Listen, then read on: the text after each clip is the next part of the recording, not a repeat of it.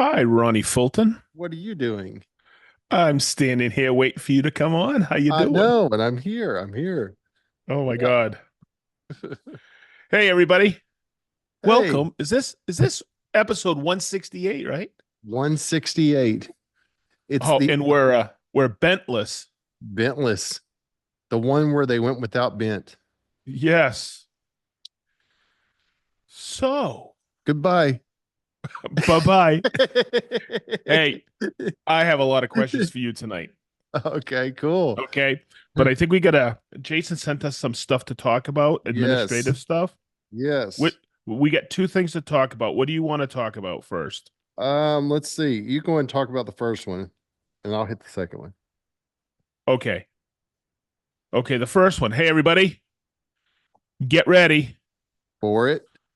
SplinterCon Con. 2025. Five, five, five. We have gone and jumped through all of us, well, mostly Jason, trying to get the right venue again. We're going to be at the A Loft. And boy, we went back and forth. What, 4 or 5 dates, huh? Yes, it's hard. And I already saw someone out on Discord said that the date doesn't work for them. And it's like it sucks. It's hard enough for us to find a date for the three of us to not be in conflict with each other. And it Yep. really came down to really only this was the date. If you Yep. looked at And everything else. okay, so I'm going to announce it. You ready? September 25th, 26th, 27th, and the 28th. The 28th is the checkout day. So Yes. it's Thursday, Friday, Saturday, and Sunday checkout. Yes. Okay, so I just, this is tight for me because the next week I'm in Tampa. And Mhm. boy, I can't believe how much I'm already booked up for all of next fall. Yeah. Fall gets It's busy quick. holy moly. And that was a year out. So I'm stoked because this is going to be a great time. Okay, I have to announce that tickets will be on sale soon, and people that attended last year will have first dibs. We've reserved a lot of rooms. Jason's got a lot prepared. He's going to send out emails, correct, to the Correct. people He's who attended last year. They got first correct. dibs. Correct. Okay, so I'm going to say it again. SplinterCon, Con. con, con, September 25th through the 28th, And 2025. and this And is at the same location. yep, Newport on the Levee, the A Yes. Loft, and boy, we got some humongous plans for this one. So I'm pretty stoked. Yes. I got people reaching out to me already. Yeah, You that's know, really I mean, I mean, Lamborghini has already reached out to hmm us. yes. They want to do some drive-bys and hit some Yep. people at the front lobby again.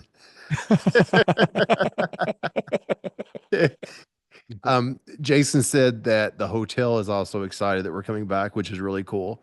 It sounds like they're going to make sure they're staffed accordingly. They see that we're a serious group and they see what our needs are. So it was kind of a practice event for us last year, and it was also a practice event for the hotel. And they're really working nicely with us about taking care of everything that we think could be better. So that's really cool. Extremely cool. Yes. Yes. So we're glad So, to get that locked in.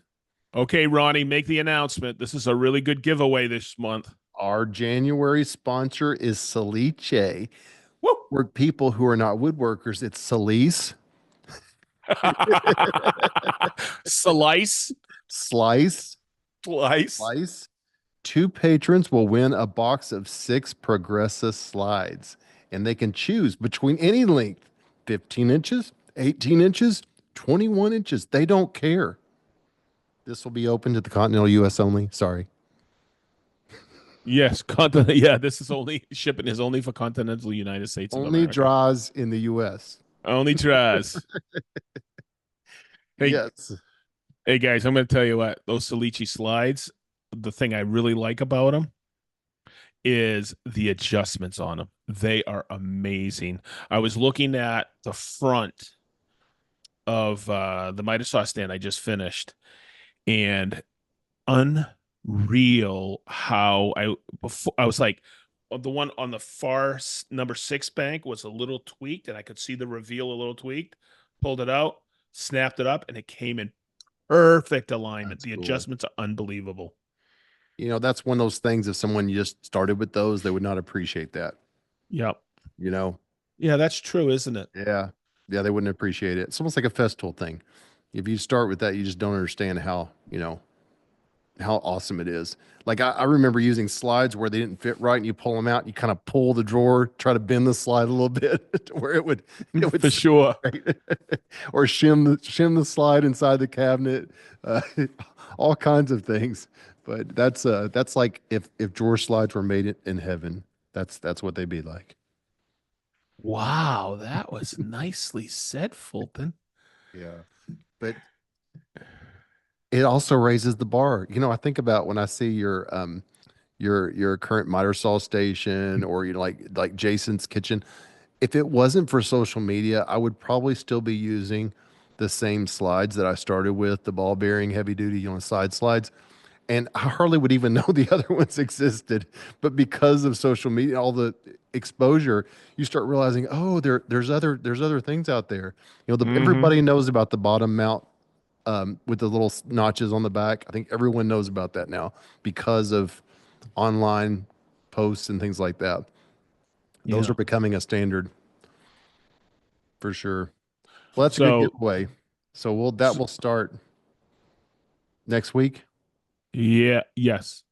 and then we also will find out if we have any new Splinter patron friends. Yes, Any Splinter. Splinter patron friends. Yeah, we released Eric Curtis. That was like the funniest dirty beard cat. I had so much fun last week. Yeah, that was great. And he's such a great guest. We're gonna have a Yeah. lot more guests this year. And boy, you know what? When we figured this out, and this we've been going back and forth since the beginning of December, what dates we were gonna have. Hmm. And I was like, no, I'm busy. Then we had a date, and Ronnie Hmm. said, nope. And then Jason goes, nope, I'm not going to be around. And we kept going Hmm. back. It's really tough juggling 3 schedules. It is. It really It, is. It yeah, is. I almost made a boo-boo. Like when I said yes that one morning when he went out, he goes, "Okay, we've got it. We're there." And I opened up my calendar, and sometimes you just got to look at what's the weekend before, what's the weekend after, and then you realize, "Oh, that's the weekend after that. I can't, there's no way I can do that." And I it know. it fills up so fast, especially in the fall. I think the fall is pretty jam-packed. The summer sometimes Yeah, they people back off on schedules of summer because there's so many vacation traveling. I Like I've know. always found that July is an easy time to just take off. Yep. When we used to take our 3 week trip across the country with the kids, we would always do July because it's kind of the time that it's like December. Hmm. People are in vacation mode or going on vacation, and there's just not a lot of things going on in July. But it seems like it gets jam packed for us at least in the fall and even in the dead of the winter. Things start up in February and Yep, March.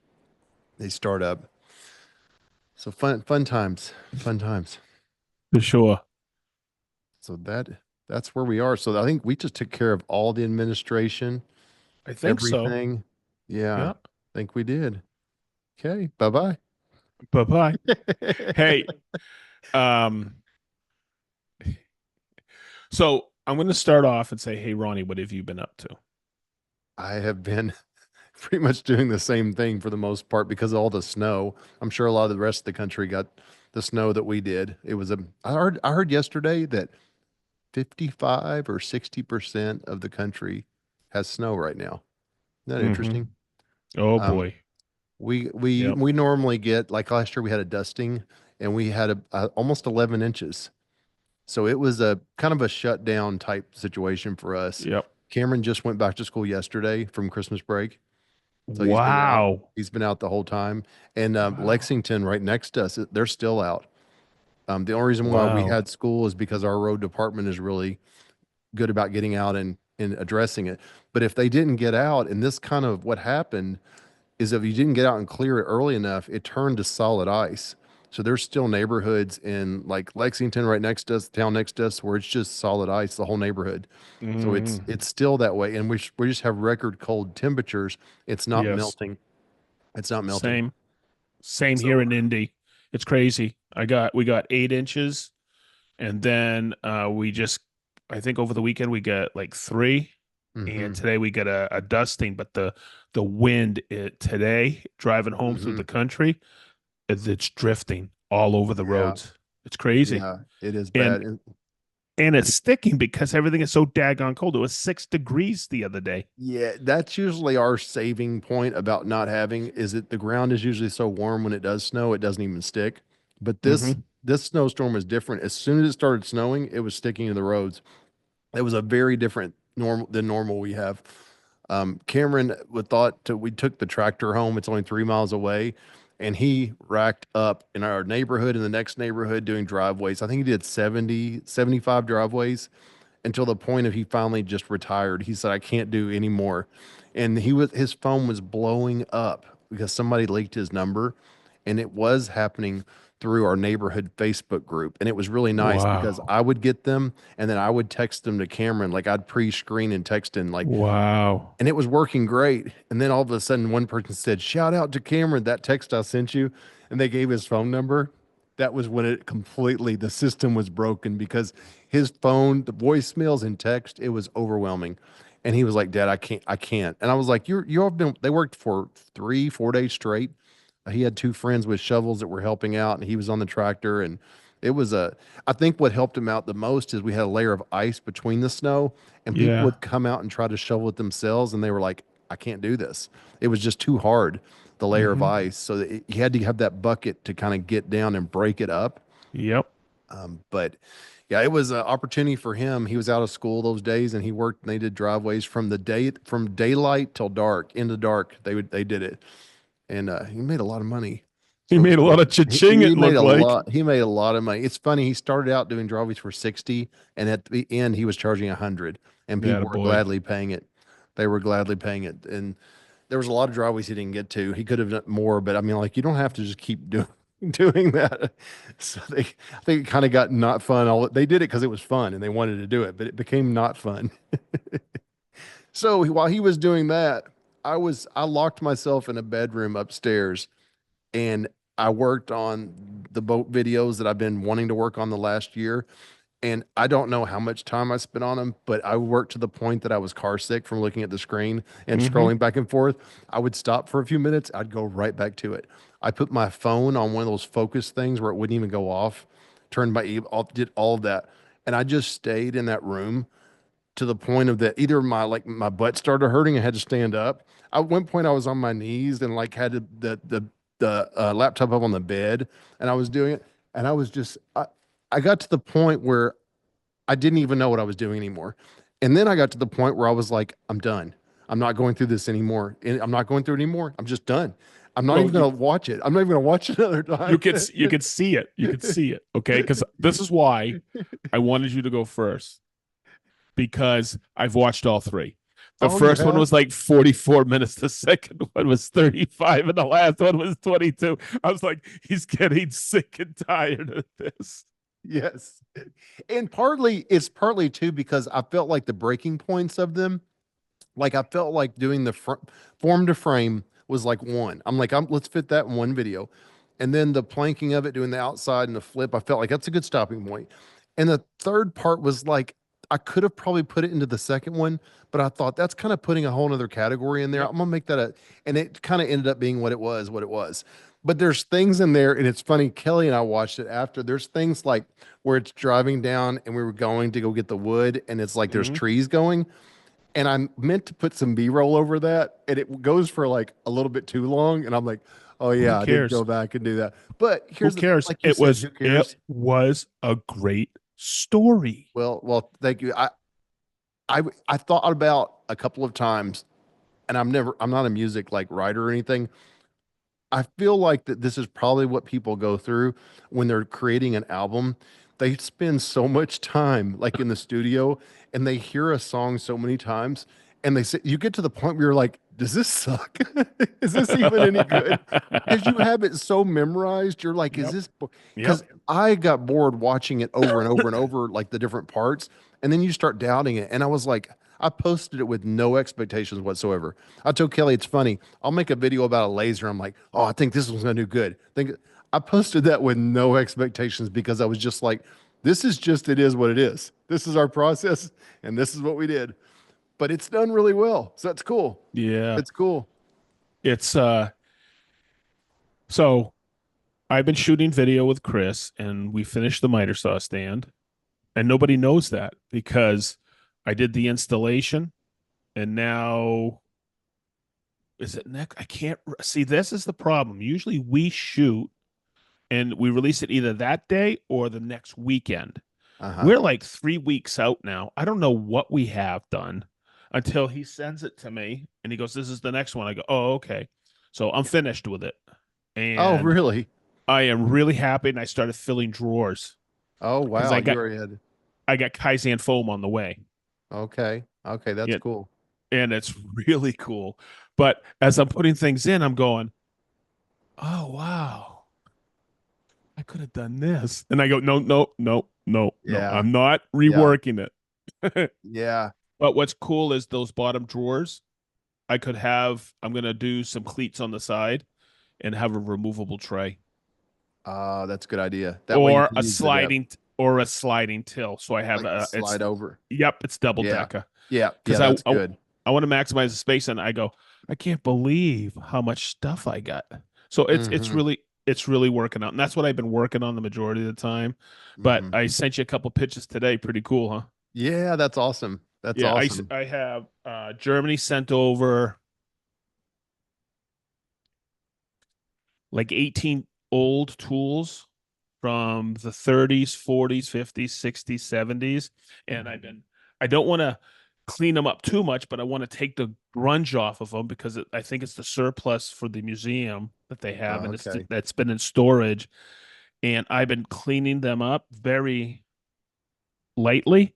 Mm-hmm. And boy, that chainsaw, Ronnie, I checked it out. I zoomed in on that wait, picture today. you wait. Is it I heavy? have, yes, but I've discovered so many really cool things with it. And I That's think really everybody neat. knows that Festool invented the chainsaw. Yeah, I'm sure a lot of people don't realize that. I know that just from the going to the company. I didn't know until I Yeah. went to Germany. Best way to Yeah. put it. So a lot of people Um, probably don't know. you should see this massive bandsaw that I have. Really? It's not freestanding, it's a portable bandsaw, but I can barely pick up the thing. Wow, that's cool. That's very neat. Um, I cleaned up a hollow chisel mortiser, a chainsaw mortiser. Okay, You should see all the cool stuff. that's neat. That's Yeah. really cool. I got one of those huge saws from the 1930s. I saw Festool, the German side Festool posted Barbara a message from Yep. Barbara. That was really good. And that's her And it, mom, yeah, Gerda. and it showed her mom. Yeah, that was really cool. I saw that in the morning, first thing when I woke up, and I was like, "Oh, that's so cool." That was neat. Yeah. That was a good Yeah. video. So you're going to be here. You're going to be at that influencer event we have. Right. Right. That's going to be really cool. I've been in meetings for that and planning that, and we're all really stoked. So tomorrow I get permission. Rick and I are going to put that chainsaw in the front lobby. Oh, cool. That's Isn't that awesome. cool? That is cool. Yeah, I figured that that might have had something to do with the February event Yeah, when you showed the 100 pictures of years. it. We're That's so celebrating cool. 100 years globally and 25 years here in the States. That's really amazing. I'm sure it Yeah. flew by for them. Okay. So the other thing I've been up to is I've been watching your videos. Did you watch That, them back to back or did you space it out? okay. So oh, wait a minute. Hey, how's my mic sound? Pretty good? You're good. Okay. So this is what I did. I watched the first one, and I'm going to tell you what. I paused it only once. I had to go get another coffee, and I watched the whole daggone thing. It was fantastic. I'm going to Thank tell you you. that whole thing with Tom, the cat, throughout the whole series is phenomenal. Do you know that's like he just shows up in the footage. And it's like, at first I was like, Dude. do I need to, I'm just like, I'm just going to show him, especially in the beginning. We were Yeah. so into the part of the beginning. And it's funny, we took up his space because he lives here full time. It's interesting if you watch in the first videos, he's seen a lot more than he is. He wasn't comfortable. He was like, what are y'all doing? What are you doing? What are you doing in my space? It was so cool because you guys would be doing something and I would follow him and he'd be jumping behind there or something. It's Yeah. what a cool cat. Tom Silva. I love it. Yeah. Yeah. So he's the good thing is he's never jumped in the boat and he could, but he never, I think it's because he can't see where he would be going into. So he's Yeah. never jumped into it. He did when the frame, when we flipped it over, he has not been in it since we flipped it over. So that's kind of interesting, but he's used to it now. He doesn't question what we're doing. He's used to it being there.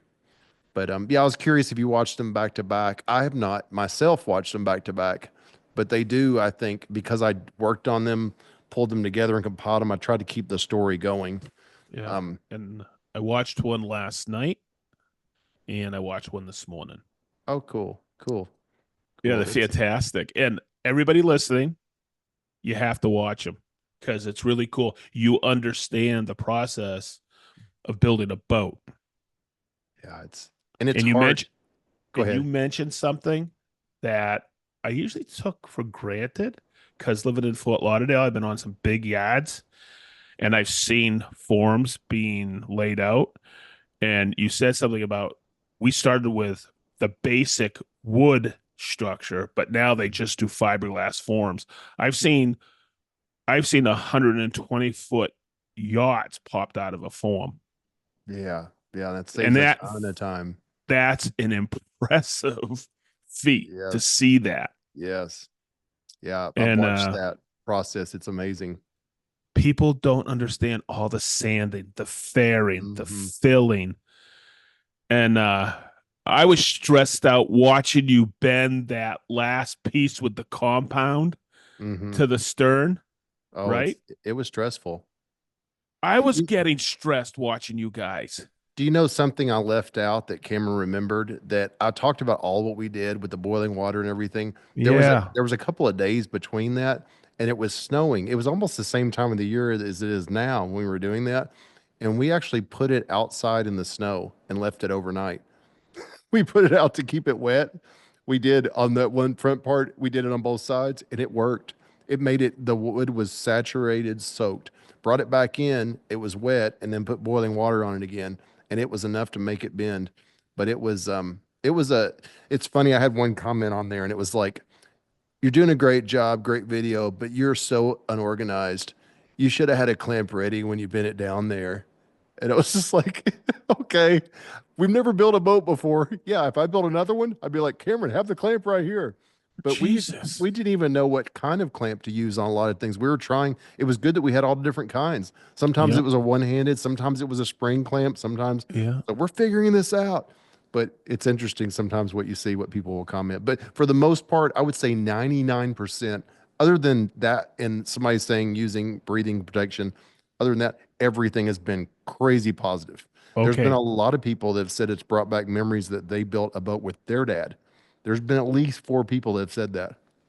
I was But going to ask you what are some of the questions you were getting yeah, because yeah. there's people that have bought plans and have never done it and they plan on it and they appreciated seeing it. There's people that have wanted to do it and they said that this really helps them kind of get going. I've seen that kind of thing. And then a lot of people that have built a boat have something to say Yep. about. So this is all just in the last 2.5 days of posting it. So it's been a very, it's broken the record on everything I've ever done. Like Good. it's the number one It should. video, number two, and number five right It now should. It of the should last because 10 videos. it's It's, amazing.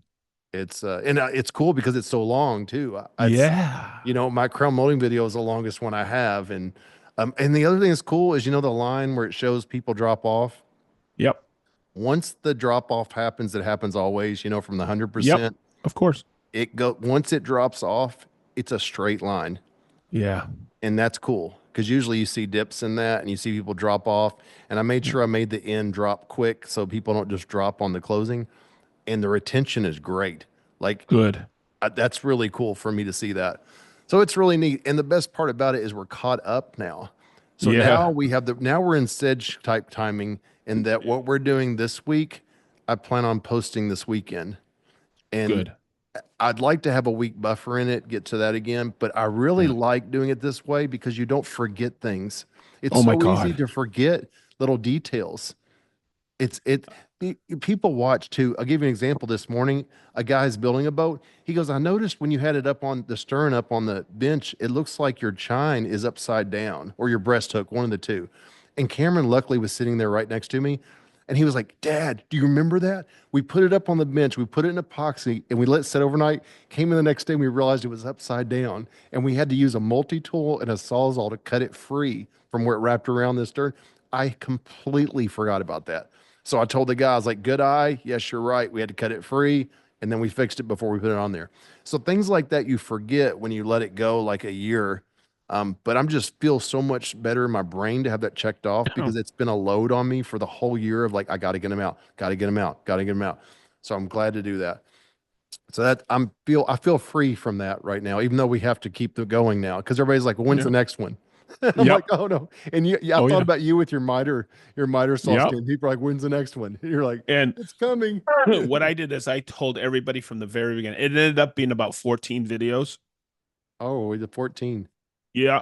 And what happened was I said at the very beginning, be patient with us because we also want to release some other videos in between. Yeah, But what yeah. I did is I just did on my playlist, I did a Capex miter saw stand. Okay, that's good. And people can That's go good. see them chronologically the whole time on it Yes, if they that was my want. first playlist. I created one as well for those three. So Yeah. automatically YouTube knows that those go in order. But Yeah. It it's was, interesting. My second video is doing better than the first. And I think it's because of the thumbnail. The thumbnail says bending wood, taking bending wood to the limit. And I think people are yeah. kind of like going, huh, instead of building a boat.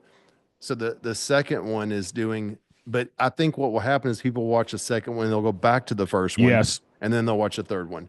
So it's kind Yeah. of that's the order right now. It's the second is the number one video, the first is back behind it, and then you got the third. And So yeah, it's you did a good job on the third because Cameron actually said, we didn't show us breaking it away from the form when we did the flip because I remember I watched that live on yes, IG. that was like a 15-minute video just I in know. itself. And what was cool about it was I get stressed again because as you flipped it and we were moving it to the cradle, that one kid was in the way. I know. And it's, the funniest part, that kid that's in the way is the kid that's always like the sidekick with them. He's Yeah. the kid that's like laying on the snow pile when they were shoveling driveways. He's the kid, everything. And I thought, how appropriate is it now? Like, I didn't know him at the time, but now I do. How funny is it that he was the one standing exactly where the boat can be flipped over? His name is Gibby. They call him Gibby Gibby. because his last name is Gibson's. They call him Gibby. They're like, Gibby, get out of the way, Gibby. Kind of funny. But I was stressed when you guys were flipping it the first time live, and I was like, there he is again. I'm stressed. Get out of the way. Move, move, move. Oh, it was cool. When I showed it to Cameron, he was stressed watching it. It Yeah. was funny. And it was cool because we had two different camera views. First time I've ever switched back and forth and kept the audio of one. You don't even think about it when you're watching it, but it actually switches back and forth to the best view. And that was cool because I made a point to get different cameras. I wasn't sure how that was gonna go. But it was I would almost say it was fun to do it, but it's just so stressful. And it's you feel so much pressure. Like you can Hmm. almost feel your face getting hot while you're doing it sometimes going, I don't want this to suck. Is this gonna suck? Is this gonna suck? Yeah. Yeah. But and it's also hard not to show everything. Like it Yep. was, I broke that into an hour and a half of video over the three of them, but I could have made it seven. I could have made Yep. it 8 hours. And it's like, Hmm. it's so hard not to show everything and to pick out. And I always think about that's what this old house has to do. I mean, Yeah. So they have so much more footage when they're remodeling, you know? yeah. So what Chris and I did for the last two or three videos is I wanted to get this done, but I didn't want to leave too much out. So what I did is I just set up a camera of me tipping and rolling and tipping the cabinets and putting Rubio on and stuff like that. And I shot B-roll. And then when he came in, I would read what I did, and he took that recording, and this kid is a magician, and he just blended it all together. So That's cool. it's just like I said, it's I think we're 2 or 3 weeks out to finish, I and need to we've already shot it. I need to catch up on yours. I have not really been watching anything just because I've just been so dedicated to Oh spending yeah. every minute there. So I'm behind on yours. I need to catch up on it. But I know every time I watch yours, it just makes me hate mine more. I'm like, Uh, it's gonna create a project for me. I know it. yeah. Because it looks I do look I see your thumbnails and stuff. So I'm seeing the progress of it with the thumbnails right now. Uh, and And I then I'm mean, gonna right before the video, somebody reached out who was a former colleague of mine and said, "Dude, I love the cherry and the green together." yeah, I saw the And I green just went, popped "Oh, on the thumbnail. I saw it, that's what caught my eye yeah." on the thumbnail. I What's was it? like, What oh, was it? that's cool. Somebody reached out and said, "What is that color?" It's I go, well, I told everybody it's like a hunter green, but it's a Sherwin-Williams product called Isle of Pines, and I bought it at Okay. I bought the Sherwin-Williams at Lowe's because it was right there. Okay. Okay. It's it's a good reminder to you that I'm aware it's out there and I haven't caught up yet, but I totally am going to watch it. So it's like sometimes I think we think when we launch a video that everybody's going to watch it is going to watch it now, but it Nope, doesn't work that way. nope, Sometimes it could be 2 weeks later, 3 weeks later. It's yep. it's something that people will watch, I guess, when they get a chance. But And I it's mean, I learned how to roll and tip in the marine industry, and you talked about rolling and tip, and I was like, cool. yeah, I learned it from watching some other videos, some boat like some of the people they're like in boat yards. Oh yeah, And oh, it's interesting too when I was it's an watching art. it is when I was watching the videos on how to do it, to me they broke a lot of the YouTube rules in that they were showing it like way too much repetitively. And I was thinking, gosh, I think like people probably jump off from these videos. So I kind of skimmed over it kind of fast, but I could always break those off into longer videos on the methods of how to do it. Yes, And it's so funny. The first side, I'm always learning. And on the second side, I'm a master. Like everything that I was doing, like from doing the yes, planking, it's funny. I didn't even show a lot on the first side of the planking because we got it so much better on the second. We had the yes. same result, but it was so much easier. The things you learn better way to do it. So Eh, it's been a learning journey. When everybody who's listening watches that, the side was half inch. Uh, we got quarter and 3/8. Okay, So quarter on the but sides and 3/8 inch on the bottom. Yeah. oh, okay, yeah, because I thought you said 3/4 in the bottom. I go, he's bending 3/4, No, it was 3/8. I may have said 3/4. I doubt it though. Hopefully I didn't. 3/8. Okay, Yes. no, it was great But because I was three like, eighths feels like 3/4 when you try to bend oh it. my God. And the other thing I wanted to mention is I was really stoked about how you were showing layout with lasers on everything. That helped a lot. I swear by, and I used it just in this installation video because I used to use this one laser that I've had forever. Hmm. And I show how to lay out stud lines to make it Yeah, easy. it really helped a lot. It's helped more many times. Using strings or it wouldn't be as accurate. So Yeah. that really helped us out. We've been able to apply a lot of construction things that are probably like a little non-conventional, but it's what we know how to do. Mm-hmm. Um, and I would say that we were talking today, we're working on the motor wheel in the back right now. Mm-hmm. The track saw is saves so much time because we're cutting angles and we got the CSC, the Vestal little track, the little table saw out today because it was just easier to set all the angles than it was on my big Powermatic. And so we went and put it up on the workbench and we used it today for all these little, we used the Woodpecker's boat bevel gauge to Yep. set the angle, set the bevel gauge up on the saw, dial it in electronically where the blade is touching. We don't know what angle it is. We don't even know. It just fit perfectly, like the plywood and all the things we did. I don't even care what the angle is. It just Right. works. You know, the It saw even works. told us what the angle was. It was kind of cool. So we were using that today. A lot of appreciation today on that.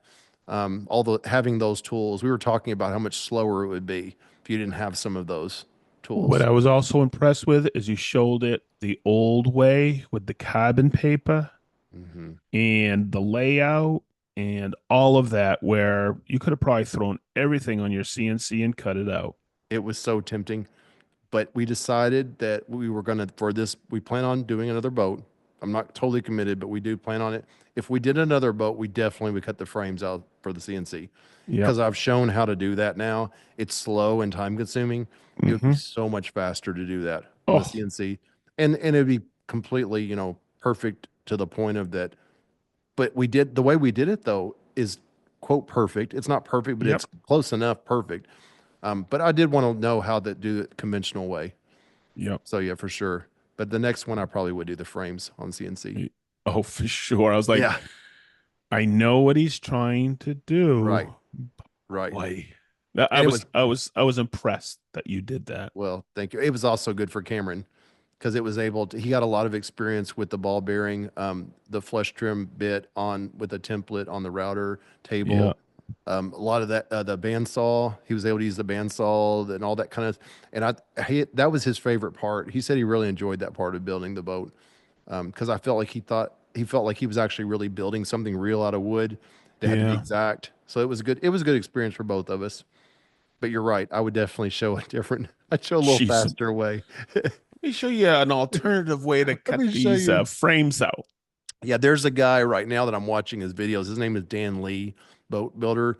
He's a young guy. I mean, he's probably maybe 30, but he's like a CNC whiz kid, and he's also a boat builder. He designs boats, and he's building a boat right now that's like I say a 24, 25 footer, completely the frames completely made on the CNC. And Mm. he's at the point right now where he has the frames laid out and he's getting ready to do, and it's going to be like an inboard huge nice boat. But he's doing as far as doing 3D of the frames on the front where they're like actually the V of the boat. He cut Yeah. it as like a sculpture on the CNC and pulled it off. It's like complex 3D type cutting going on, and I'm like, wow. And I think he plans on selling this, the actual CNC cut, for somebody who wants to build after, which is Wow. smart. Very And smart. yeah, it's a beautiful boat. I'll have to send you a picture of it. Holy shit. It's called the Temptress, Temtress. Yeah, Temptress. And I look forward to his videos coming out. And just like I was saying with yours, I'm not caught up on his. I just know by the thumbnails I've seen, I'm like 3 behind, but I'm going to Yeah. get to them. Yep. I will. I will. So that's there's a very small catalog of boat building videos on YouTube. You can finish it if you're into it pretty quickly. No shit, huh? Yeah, it's just not a lot out there, and the Glenelg forum in the Glenelg boat building community, which is who designed my boat. He designed, I'm guessing, he designed probably 60, 70 boats at least in the Wow. 50s. This guy just in the 50s just started designing boats, and they still are selling the plans from the boats he designed. And that's what I'm using as one of his paper plans. And it's his daughter runs the company now. Um, but Wow. it's just, I found out he had no formal training. He just was into boats. And somebody commented on one of my videos and told me, they're like, fun fact about Glenelg Marine. The guy wasn't a marine architect. He just designed them for fun and built them. So it's really neat. That's awesome, man. It's pretty cool. Yeah, that was fun watching that and seeing you and Cameron working together and pretty cool. I'm glad we're documenting it. It's Yeah.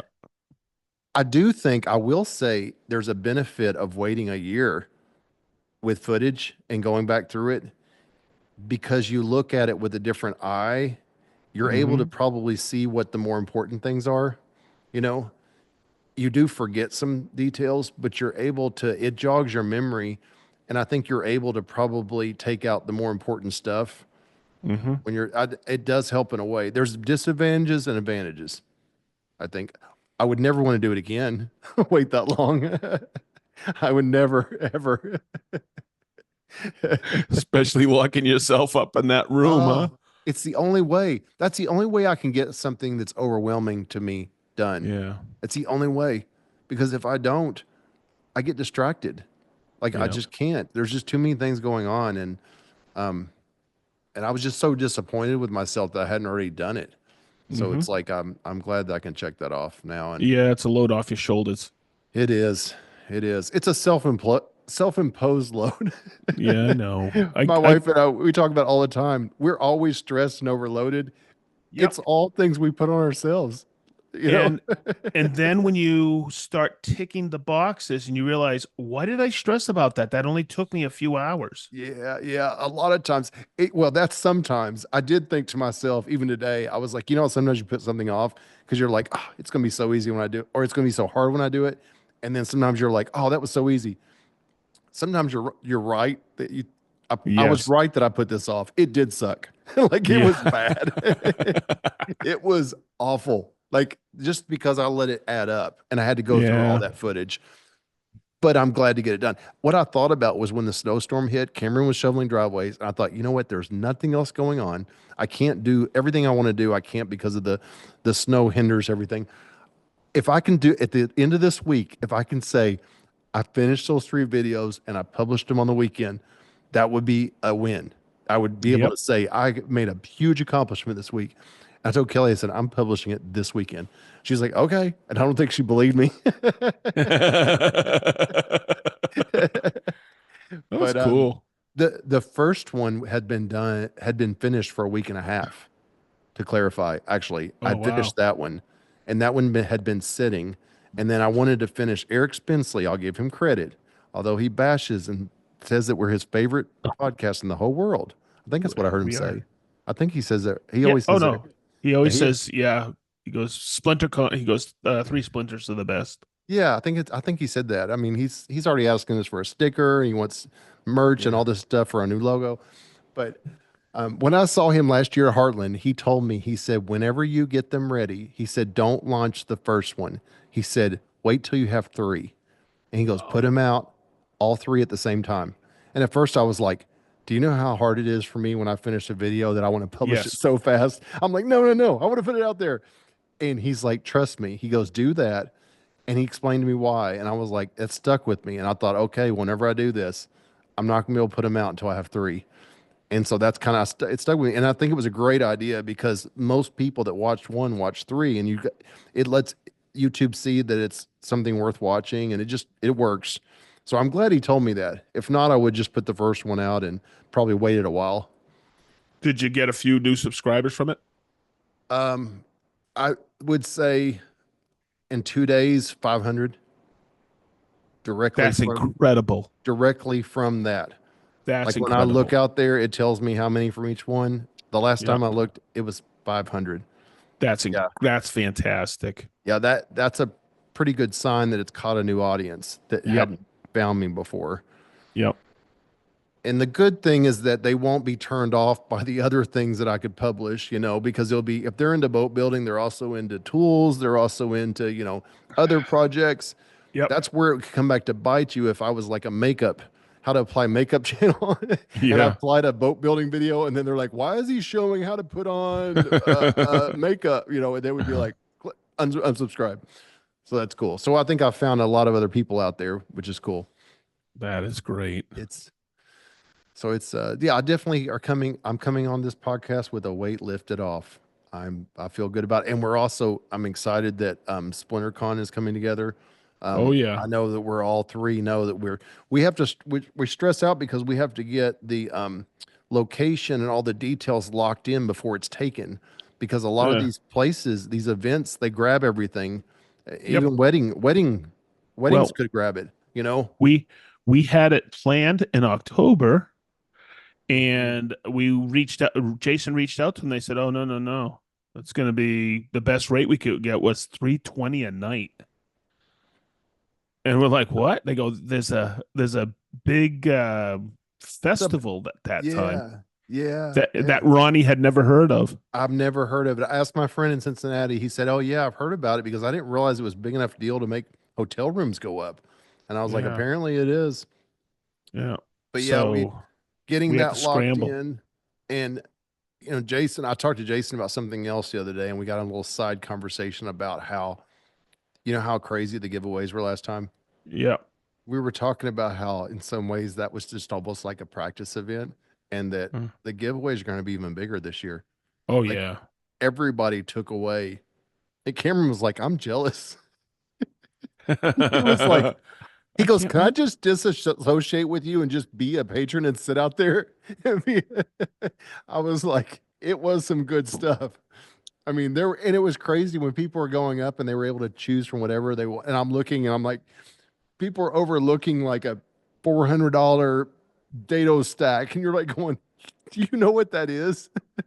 And they would pick something over, and it's amazing. It was like it blew my mind, and it's going to be even bigger next year because Yeah, there was some stuff that was overlooked that I'm like, wow, people are not picking that. I yeah, would have picked that right away. yeah, I started doing a little bit of coaching because I was just standing up there. I Me was like, too. look, I was like, oh, especially there was a router bit. And I was like, that's like a $300 router bit. And he was like, really? I'm like, yeah, it's crazy. It's like amazing. And so he like grabbed that. That was like towards the end, you know? A lot of the gift cards went quick.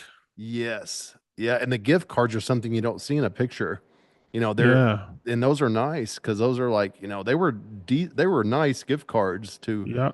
we had US Tool and Fastener, Forge And bits 3D, and bits bits and and bits, I think. bits. Yeah. Yeah. And our assumption is, all the people that were on board last year are going to be on board this year. Plus, they might be willing to do even more than they did because now we've proven that it's a legitimate event with a lot of really good, talented people that come to it, and they're going to be more on board than they were. So this is going to be a really good year. Well, Um, somebody asked me, "Hey, I heard that you guys gave away a ton of stuff. How do I get involved?" I go, "Well, you got to be a patron." yeah. And I go, And "Oh, how do I do that?" And they go, "What's?" They said, "What's Patreon?" And well, I go, "It's you could do. What do we have? $1 a month, $5 a month, yeah. 10 a And month?" there's different Yeah. levels. Yep. And just like the SplinterCon event, a patron more than likely they get their money back from the giveaways we do Oh. monthly. They Oh get their money yeah. back, and on SplinterCon also you get your money back from what you get out of it, just what you get out of it. I mean, Vic's the other day, give you an example. Cameron was sharpening Kelly's knives out here with the Tormek yesterday or Sunday. And he goes, you know what? He goes, Vic, his little class he gave, he goes, I learned more from that than anything I've ever watched on YouTube. He's like the way he talked about the two planes coming together and make a sharp edge and what was important and what wasn't. He's like, I've applied that to things I don't even know how to sharpen, and it always works. Yep. And that was awesome. Like that was such an Yep. addition to the event. And we'll have, the equivalent of that type of thing again. Oh, for Um, sure. and I just love how it was only, how long was that class? Like an hour and a half, or was it? Uh, I think it was he did two classes, right? Yeah, like, but it was like maybe 45 Each for one both. was like 45 to an hour. It was just the perfect amount of time where you weren't Yep. just sitting there going, okay, I'm getting bored. It was like, I never got bored. We jumped back up and we just kept on, socializing and things. And it was just great And because we I learned a think lot from it. We'll I probably have a did. camera or two in there and It film was, in and get a maybe a screen so everybody can see what's going on. yeah, we did learn. And that, we learned a lot from the survey that we put out. And I mean, we met right after that and we spent 2 hours going through those survey results and implementing like a countermeasure for everything that people brought up. And it was majority completely positive. Anything that I saw negative was something I agreed with too, that could have been done Yeah. better. I mean, it's things like, well, the lobby, it was loud, when we were talking, and we've made arrangements for that. We've made arrangements to move it more into the conference room on Yep. socially and where it won't be echoey. And It was too short. Maybe we should have an extra day. that's where Thursday comes in. And I agree with that, especially for people that fly in. Yeah. So Coming we in could on have two Friday, full days. We have 2 full days, Friday and Saturday. yeah, because coming in on Friday, you're just now getting adjusted and things. And then you have Saturday and you're just kind of getting the swing of things. And then you have to leave on Sunday. So adding an extra day, I think, will help people that are driving and people that are flying. I think everyone will get something out of that. It won't be stressful for us either. Right, We can right, just everything will be chill. right. So Yeah. if someone's considering being a patron or going to SplinterCon, I highly recommend it. It's a good investment. In a lot of cases, you get your money back because we give And away so much stuff. It's and we are going to amazing. cap it. We are going to cap it. We Yes. got quite a few more rooms, but those are but capped too. yep, those are capped too. So And the rooms rate is amazing. Like for where it is, there's the other any other hotels we're getting a great rate are going to be three hundred and up. So this is a great time to grab a room as well. It's right, you upstairs, you go down the lobby, everything's going on there. You get to stay at the same place. If by chance someone doesn't get a room and they fill up, there are hotels really close by, yep. but they're just not in there, and they're probably going to be more. The only time I had to leave was first thing in the morning to go lift. Other than that, parked my Jeep the whole day, didn't have to leave, nothing. Everything was 2 or 3 minutes walking away for dinner or lunch or whatever. Yeah, it's a There's great location. so many great restaurants. There's a lot of things to do there. A lot Yeah. of things to, if you want to get away, you can. And it's just, I love the loose schedule and how it's not like a classroom schedule where, I've went to conferences before where you're sitting there and you're going, I didn't really need to come to this. I could be mowing the grass right now. Yeah. You start having that thought. I don't think this one is that way because you're not like, there's never a time when you're bored. But if you're the kind of person that wants to get away, you can go up to your room. You can get Yep. away if you need to do something for work or make a call. It's just, I love how flexible it is. Oh yeah. I've, I'm And looking forward to it. the gym is fantastic. It's I mean, Allie and Maria and we went and we found a place called Crunch and we lifted for free. I mean, it was, That's I think, cool. 5 minutes away. It was pretty cool. That's awesome. Yeah, it was just great because everybody was relaxed and just everybody mingled, you know? Yes. So Yeah. it's cool. So I can't wait. I know we were a little stressed trying to find the date, and now we got to wait 10 months? No, Yeah. It'll nine be here. months. It'll be here before you know it.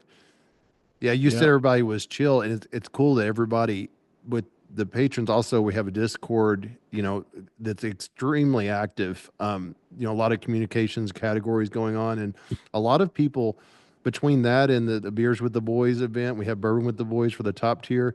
Um, People pretty much know each other already. Even though a Oh lot yeah. of them had never met before, they felt like they already had spent so much time together over video calls and um, all the other things we see each other at events and conferences and things, but everybody just already knew each other. It was cool. Yeah. It was It was cool. cool. Very neat event. But I know Okay. Jason was excited. He wanted to be here today just where he could talk about I the whole know. SplinterCon thing because he's equally excited about it as much as we are. But definitely want to make sure everybody was aware if you hadn't heard about it already. It'll be coming out soon. We're going to have a dedicated website to go out and buy tickets, and those who attended last year will be getting an email even to let them know where they get the opportunity to buy. But it's going Yep. to be awesome. Okay, Ronnie, I got a question for us tonight. What's that? And I haven't really thought about this, but we were talking about something that kind of revolutionized something that you were doing either in a shop or job site. And one of them is a laser. Because I Mm-hmm. remember when I first bought my laser, how much time that saved me. And you mentioned the track saw. Mm-hmm. Okay. I want you to think about something else. I'll go first, but something else that you think might have been real revolutionary as you were getting into this trade Oh, I know it that, already. I'll uh, let you go oh, first, but I already know what it is. go ahead. Mine's the laser measure. Yeah. Oh, the laser measure. Same. Mm-hmm. Yeah. That for working by myself a lot, doing estimates, doing any crown molding underneath houses, doing quick, like I use it so much that if I forget it, I will go to the closest Lowe's and get one. That's how important of a tool it is to me now. Um, it's been a game changer. I'm up on a ladder and I'm trying to get you can't get a tape measure to do that without breaking. Yes. That is a game changer, and I guess it also counts as a laser, but Yeah, it but is. I, you know what? That's a good one. Yeah, That would be in that's my top 10. Here's one yeah, for you. Um, 23 gauge pinner. that's a good one. Okay, but just recently I got a 21 gauge and I'm freaking in love with it. I'm not sure. I thought mine was 23 as well. Let me look and see No, what mine is. I have a 23 and Mm-hmm. now I have a 21. I've always had 18 gauge, 16, and I've always had a 15, the angled Mm-hmm. 15. But now I get the 21 gauge from Grex and I freaking love it. Yeah, mine's 23. I just looked. Yeah, and I've like I said, I my Grex pinner, my original Grex pinner was 23, and I've had that for 16 years. What do you think? What do you notice differently about it? Did they not curl as much? It doesn't follow the grain as much in curl, but also the holding power Mm, is really good, and the pinhole is just slightly larger, but the 18, of course, is larger. yeah. So It's kind of a amazing. cross between a pin and a brad in a way. Yes, That's good. and I like it. Okay, you're next. What else? It's funny. You made me think of one. The pin nailer is, as far as a game changer, the pin nailer is what has saved me before on a job site when I was trying to figure out working by myself. The pin nailer can be a holder. It also can, if you have some pesky molding that just won't do what you're wanting to do, you can make it stay where you want to get the glue. Yes. So it's like a magical clamp. So Yeah. the pin nail, when I discovered the pin nailer, it was a game changer for me. Before that, I was using brad and finish nails for everything. And when I Yeah. discovered the pin nailer, it was like aha, especially on crown miters, like outside miters, you can make them so tight and you're not blowing it up with holes all over it. Yeah. So I really like the pin nailer. You know, I know your other one. I know what your other one's going to be. What? Shaper. Yeah, that I didn't even think of that. I didn't even Because think of I that. I because I was gonna thought of say, hey, CNC, but I was gonna say nothing Festool, but my next one was gonna be the Domino. Domino. Yeah. Yeah. That was But I was thinking of the Shaper. yeah, that's a game changer for sure. I've thrown away templates. You I know? bur- I burned my boat templates today. Did you really? Yes. Yes. What? Yeah. I was saving them on a wood rack on my Bora rack on the top, and I was sitting there looking and I was like, what am I going to do? We're not going to build that same boat again. Why am I saving those? And I put them on the I fire. agree. I put them on the fire. I'm doing the motor wheel. I look at the Yep. plans, the back boat of the back part of the motor wheel that goes across the board. It says just use the template for a frame. And I was like, oh no. I had Oh just no. I was like, are you serious? And Cameron stay there. He's like, well, what are you just gonna use the template from the and I pointed out the window and he saw the fire. I was like, yeah, that's not we don't have that anymore.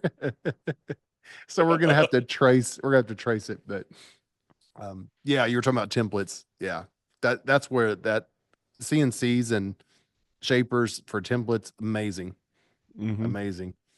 Um, in the track saw, I think about things I use a lot. The track saw I use all the time for everything. Um, we have the dash on the boat where it Hmm. comes across the mahogany piece. It kind of dies into the sides and goes around. You know how you wanted to make that look like seamless. Yeah. Um, we tried yesterday to make that piece. We're making a template because I knew I couldn't nail it the first time with the mahogany.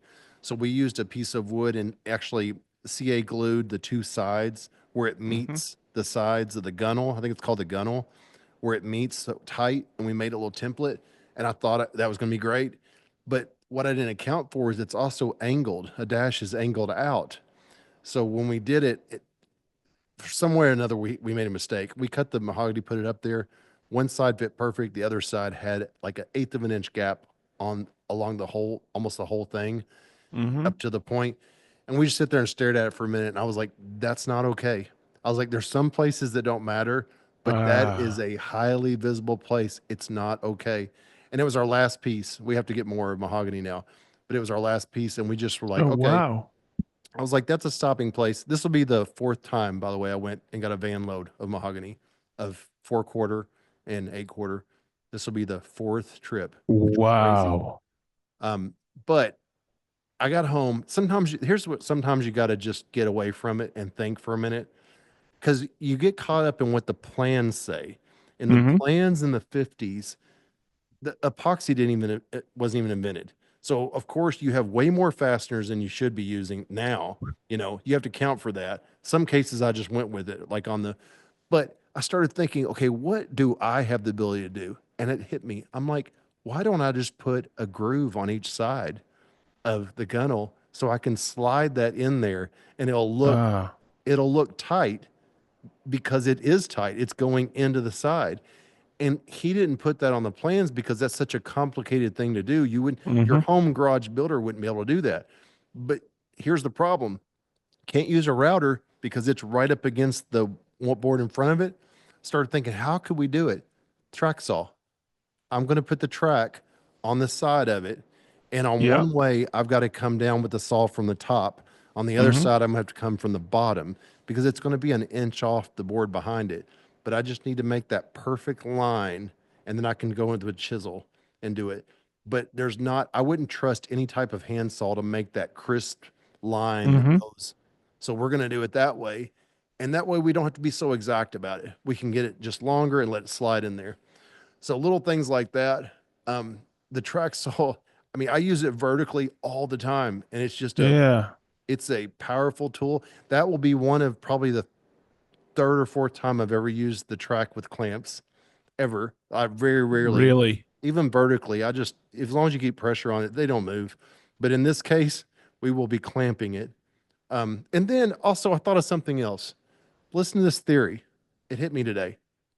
I was thinking, okay, that groove is going to be the width of the board at an angle. I need to have that outside where it comes out to. Normally, what you'd think is, okay, I'm going to hold the board up there and I'm going to trace the line. Then I'm going to put the Mm-hmm. track up there on that line. And I started thinking, why wouldn't I just put the board up, have the clamps on the track, bring the track up to that board, the Mm-hmm. width of the board, lock it in. There's no writing of lines. When I cut that blade, it's going to be exactly where the board will fall. Yep. Have you ever done that? Have you ever used No. used a Oh, used a used the actual material as the depth gauge, slide your rail up to it, lock it down? You don't have to draw a line. It's just yeah. it is what it is. Mm-hmm. Because if your splinter guard is freshly cut and it's where your Cut. blade It's is, exact. it's exact. There's no reason to make a line. So Mm-hmm. it's like that's we're gonna try that out tomorrow, hopefully tomorrow. If I get the I Mojave in the always morning. try to use a piece instead of measuring of material, Yes, it saves a mistake. whether I'm routing or track sawing. It saves a mistake for sure. Yep. What's Hmm. another one? What's another? Oh, I know another one you have. I know yours as good as the Tormek. Oh yeah. Yeah, that's one. Yeah. That's a good one. That's a You're game looking around the changer. shop. I just look up and I see Okay, here's one that's not obscure, but um a woodpecker's layout that has the holes in it, whether it's a saddle square or T square. mhm. That's something I reach for all the time. Or the Paolini. Yes. Yes. Yes. We But I just there's a T square. It's metric. It was one of the original ones. It's a little 6-inch one. It was given mhm. to me. It's a T, not a saddle. And I use that for layout constantly. And Yeah. it's right there. Yeah. Yeah, that's a I good one. I know I actually know where just about everything is 20 millimeter or 18. And sometimes it's hard to read. I'm getting older, but it's a natural thing to just scribe lines with. Yeah. Yeah, it's interesting. You know, I've got a lot of woodpeckers marking things in guides, and it's funny you gravitate to just a few of them that you end Yep. up using like all the time. I wouldn't say I use all of them all the time, but the ones I use a lot. You hmm know, I I'm used looking to go I'm ahead. looking behind you and I see the 1281. That's the one Yeah. I use all the time, but I have like two or three other ones. You And like that Delve Square? the Oh, boat building gauges that I yep. had, I understand why they call them that because you're always picking angles, and that's why I was saying I set this bevel gauge up against the blade and didn't even worry about what the angle was. Yeah, I use those. I used a lot of the larger squares. Sometimes they come in handy, but I don't use them a lot. Um, but the paolini that I have in my apron, Yep. I use it all the time as a measuring gauge. I just reach down there, like you said, your eyes. You don't have to worry about your eyes. You just reach down there, lock in that those two screws, and just take it over to your workpiece. It doesn't matter. You don't care what the size of it is. Just set it on there and just cut it that size. We did that a lot Mm. today. I That's Okay, so a recent one that I got, that tool that I use, because I have, oh God, I must have 100 different dogs from a bunch of different manufacturers, but on my bench and whether my MFT or whatever, and I use it. It's almost in every one of my videos is the TSO TDS 13s, the low profile stops. oh I yeah, those use are those for nice. clamping, for registration, They don't for get a in the way of the 3/4 material because they're so little. oh Yeah, my God. I use them all the time. yeah, It's those are sweet. and Chris is always going, you always use those. And I go, yeah, because they work really well. Yeah, that's cool. That's Yeah. So it's so sometimes, you're used to using a certain type of dog or stop or whatever. And then someone comes along with something, you go, oh, I like those. And you start yeah, using them. So that's one I yeah, can't really work without now. that's a good one. Yeah. I'm trying to think of Um, something else. What else? well, I know another one for me is Rubio for me because I don't have a finishing room. Hmm. And I've taken on projects more than once now where I've said, yes, I'll do it because just because the finishing part, I know I can handle it in the Hmm. shop where I built. Don't care about sawdust. I don't care about, and that's been a game changer for me. I don't worry about lap marks. I just put it on and I'm done. I did made a boardroom table not too long ago. I did a whole cabinetry shop for a tuxedo shop once with, I did, so I've taken on projects I normally wouldn't take on because of Rubio because I don't want to take on like a project where I'm spraying clear finish and worrying about Hmm. all the steps. So that's been a game changer for me too as a finish. Yeah, it's fun. It's funny because a lot of people might say, "Oh, you can use that for cabinetry." Because for a long time, a lot of people are using Rubio on slabs, stuff like that. Hmm. So my buddy Chris reached out to me. He goes, "It's not a lot of videos out there," because he was doing his office over in Illinois, and he reached out and he says, "You should do a video on cabinetry in Rubio." And I said, "Yeah." He goes, "Can you use it on that?" And I went, Oh "Yeah." yeah, He used it, and he should have been he should do a YouTube video, but he's a CEO of a company, and he loves Rubio now because of uh, the. He goes, "It was one step. I did it in place in my office, yeah, and it worked great." He goes, "But there's not a lot of people using it for cabinetry." So when I decided to do the miter saw stand, of course I did the drawer faces with Rubio, right? And it's not a test because Rubio is used for floors, yeah. That and I tells you used everything it. you need to know. I used it on the deck of or the countertops for the miter saw station, and I mean it's a durable finish, and it's only It is. one coat. I made the a boardroom table that um, it's been in my shop for I don't know, 4 or 5 months because they didn't have the base finished. They picked it up today. And that Oh, may they be did. why, yeah, that may be why Rubio's so fresh in my mind because the first thing I did this morning, I knew they were coming to pick it up. I got a new little rag and, cleaned it up because it had sawdust on it. And I sat there and looking at it and I was thinking of all the things that we have done because it was sitting on my main workbench, but it was not too much in the way, but just a little bit in the way. It was like a 10 by 5, I believe, area. Yeah, it was 12 by 5 or it was 10 by 5. And the things that we did on there, we even did some basic like tool work and things regularly on top of this because we had to. We would set things on top of it. It looked completely perfect in my shop for 5 months, not even being extra careful around it, and it still looked perfect. And the thing is, if it was scratched, we could put some Rubio on there and make it go away. But it Yeah. it did not have one scratch on it, and I was just doubly impressed with it because not only was it easy to apply, it's that durable. And I wished I'd known about it when I made the Toyota boardroom table because I was so worried about a film finish. And you know how they Hmm. talk about a pin puts like 1,000 pounds of per square inch onto the Yep. surface, and there's not a suitable clear finish that can withstand the what do you call it, the pressure of a pin. Hmm. But Rubio is not a film finish, so you don't have to worry about that as much. So I would have liked to have used it on that project as well. So I Mm. appreciate that. I I used the Festool product on those when we had it. What was The it called? norm tables. Surfix on the boardroom tables. Uh-huh. I've never recoated it, and That's awesome. everybody and the patina on it is so nice, and those are used every single day. That's good. I didn't have any problems like callback. It did work. I think I ended up using Armor Seal on it Hmm. because I wanted to get some more of the amber color, and it's like a tinted Hmm. oil base, and they said that was one of the best ones for the kind of finish I was looking for, and it's apparently passed the test because I never heard anything bad about. I was Eh, very worried about that. did you spray? You wiped it on? I did. I Okay, did. so that's the stuff that Jason gave me probably about last fall because he had like a quart or half a quart left, and he goes, "Just use this. It's really that's general finishes, right?" Yes. Okay, so that's what I used on the cherry for the window seat.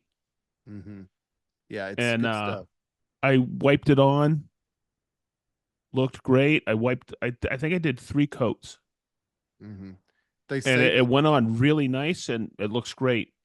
the only reason why they don't say you should spray it is because it's such a high build finish. It's easy to overspray it. That's the Really, reason why they say not to spray it, but you can spray it, but they advise that you don't. It's more of a wipe on finish and it has so much body to it. 3 coats gives you a really nice thick layer. Um, yeah, the thing you it have to be came out. careful about with it is if you're really wanting to show off the grain on something, Yeah. each time you put a layer on there, you're obscuring the grain because it does have some walnut type color in there, like an amber tint. And I've put it on something before, and after like 2 or 3 coats, you start seeing the grain almost gets murky because Oh, no kidding. you're kind of putting an amber clear layer on top of the wood. So you got to be Okay, careful about not putting too much. this was a general finishes product. I don't know if it was Armor Seal, If it but had any tint to it at all, was it water based or oil based? oil. If it's oil, it probably was Armor Seal. High Performance Clear is their water base, but there's Endurovar. That doesn't have an amber in it, and I think Endurovar is oil base. I think it was just so easy to put on. I think it was solvent based. Then it could have been. I think Endurovar is solvent clear. I believe. When think about, I think all of General Finishes, the solvent ones have some type of tint. I think they say their only true clear one is the High Performance Clear, the water based. Huh. I may be wrong about that, but Is that a wipe it's on? Is that a wipe on? they all can be wipe-ons. But they don't tell you shouldn't spray High Performance Clear. That one, it's Armor Seal is the one that they say it can be dangerous to spray it. Huh. But it's just good to keep in mind whenever you've got a stain that or a clear finish that has any kind of tint in it, just to know you're gonna muddy the grain a little each time you do a layer. Absolutely. And sometimes it can pay off if you have an ugly wood. Yeah, that's why Jason loves that product he's using at that Renner Yeah, because yeah, there's no tint. It does not give any patina. It is true clear. yeah. That's important to know because sometimes you want to clear and sometimes you don't. The last Yeah. thing you want though is to be looking for some certain look and you don't realize you're gonna change it up completely by adding the top finish. Yeah. Yeah. That's Yeah. He just likes that clear white oak look. Yeah, yeah, I saw it when I was in his kitchen. It looked good. Yeah. I saw he's starting his process of building his Yeah. kitchen cabinets. It's it's pretty cool because he showed me he was over Saturday. Yeah, Saturday. And the families were together and We were in the shop the entire time. It was awesome. And he was explaining it to me what he was doing. And I just went, he goes, let me show you a picture. And then all of a sudden I went, oh, got it.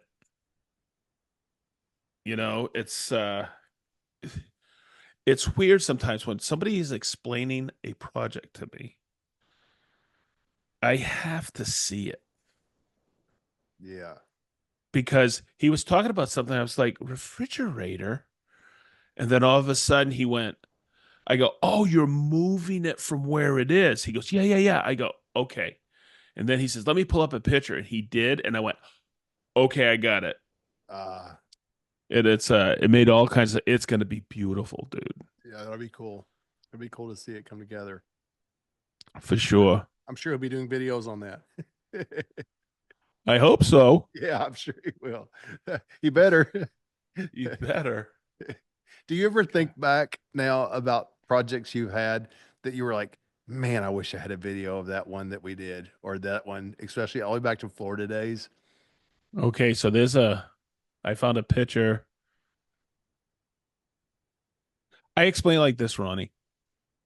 I wish when I was building, I had Instagram, okay, or Facebook, or a freaking phone with a camera, Because you okay? never got to even take pictures a lot of times of the finished work, did you, after it went in? Very rarely because we were banging it in and getting out of there. And there was some that we took pictures of, but our portfolio, this is how old I am. Our portfolio was a binder so we could show clients some of the nicer pieces we've done. But that wasn't that long ago. And Like that's what I know. that was even normal 15 years ago. That was normal to have a binder. iPad kind of started replacing that binder, but there's still people out there, I'm sure, that were walking around with their binder showing clients. So the thing that it really hit home was about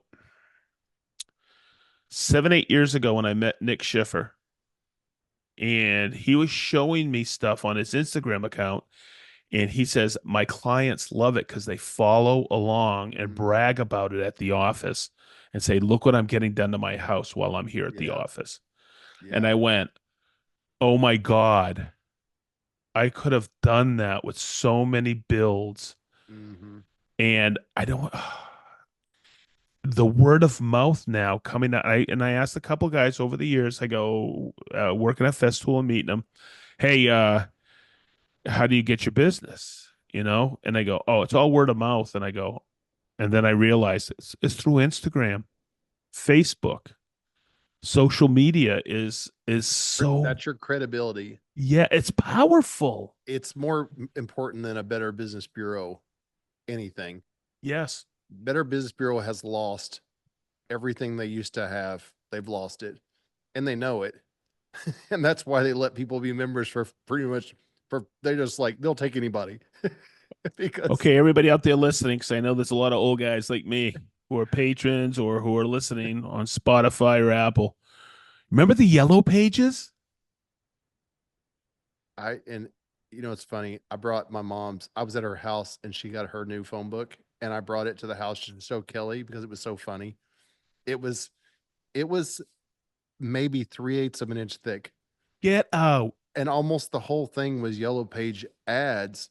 But the Yeah. white pages in the front in her town, I'd say has like 30,000 people. The white pages in the front was maybe 20 pages, and the book was this big. The book was like 6 by 10, and I remember I phone had books buddies used to who be sold a huge. advertising in yellow pages.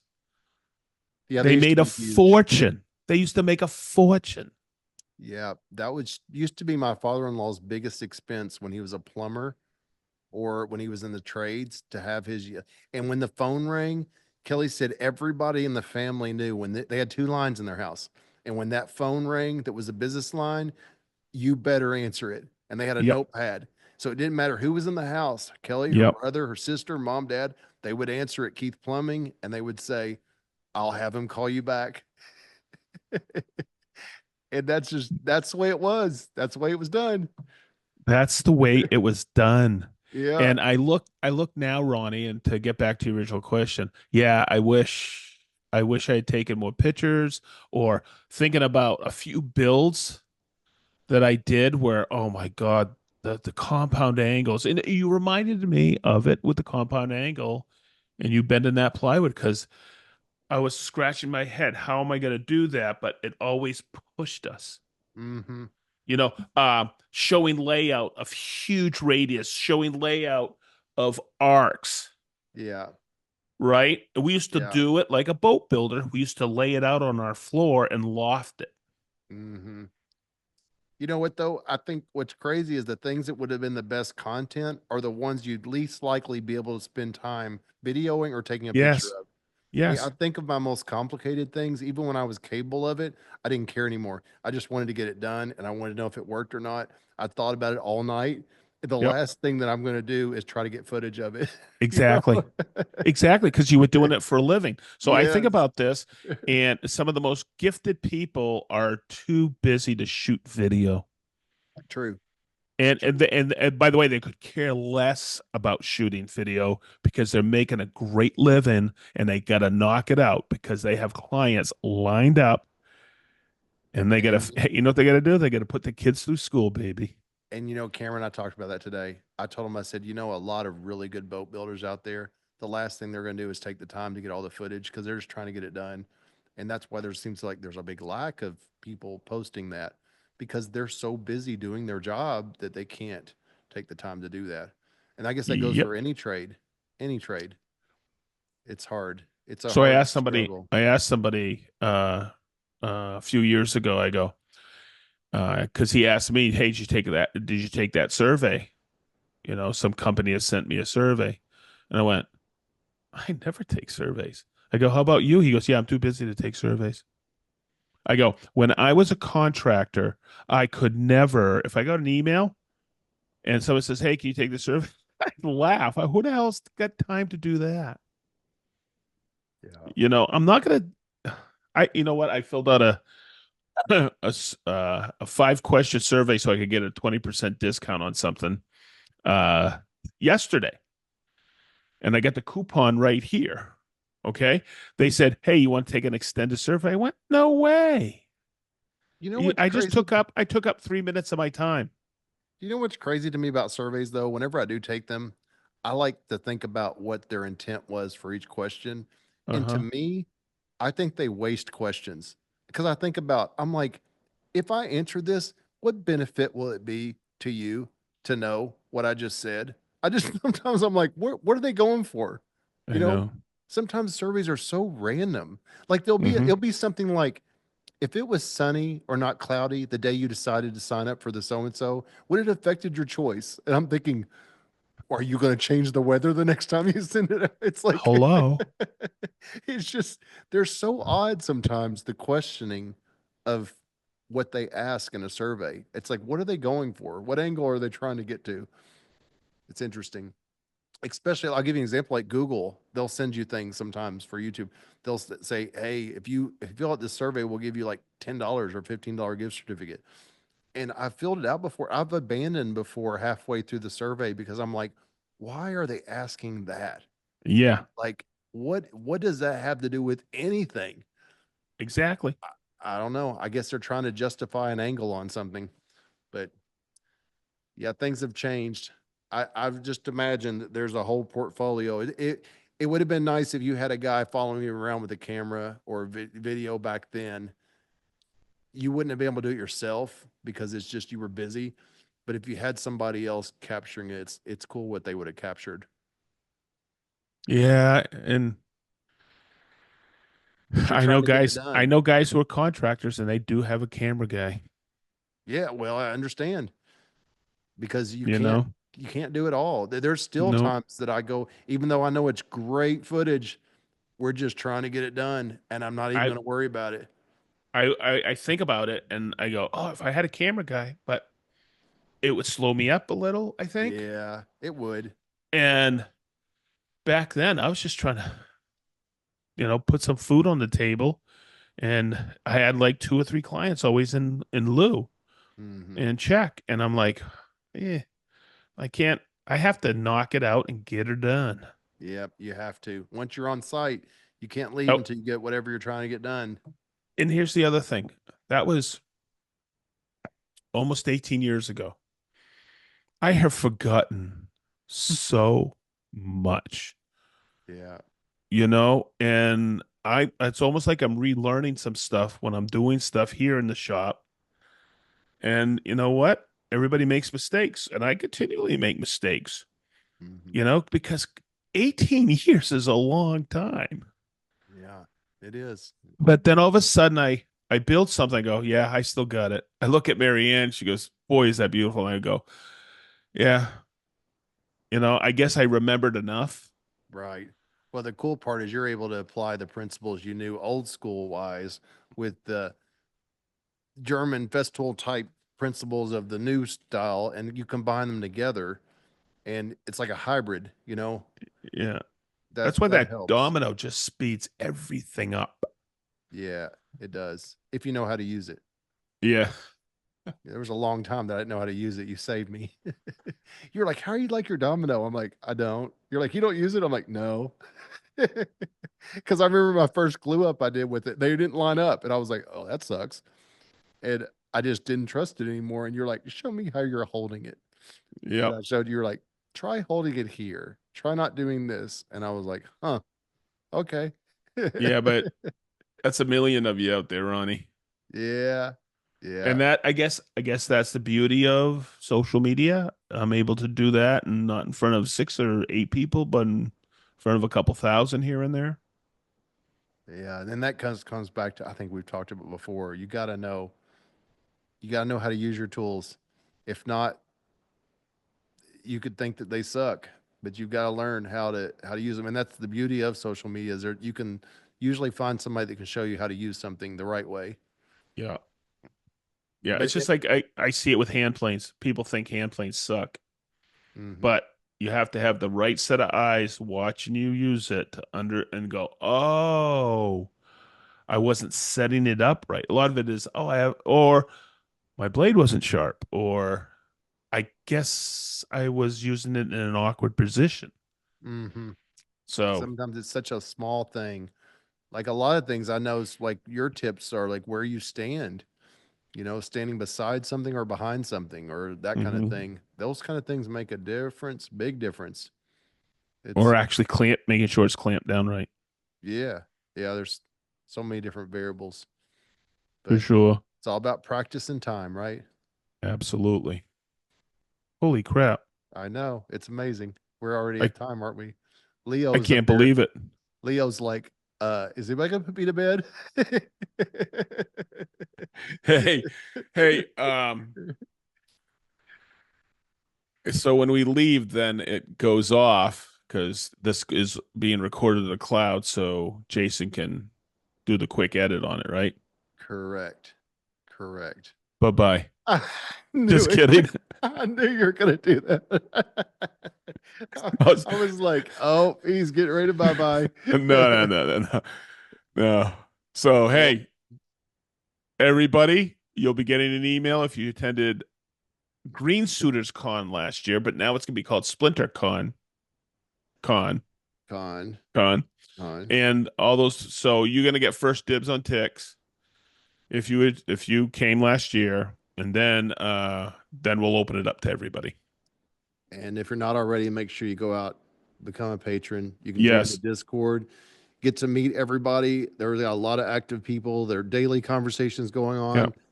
It's a wealth of information, knowledge forum that you can post something and people will help you out, and it's And amazing. it doesn't cost you a lot to join, Yeah, and you're eligible for giveaways. The SplinterCon is only for patrons, right? Yeah. Yes, and you're also eligible for our monthly giveaways um, when you're a patron, and they're Yep. all we give away a lot.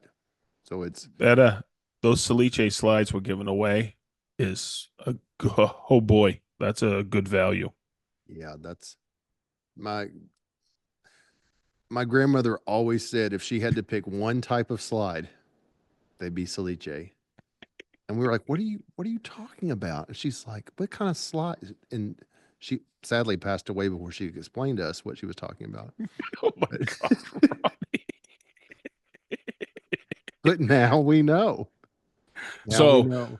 when Jason edits this, he'll probably edit it about 10 minutes ago. No, he'll probably just come up this time and go, bye bye. Bye bye. Okay, All everybody. right. Thanks for listening. Go leave us a review on Spotify and Apple, Everywhere. everywhere. Okay, bye All bye. right. Bye bye.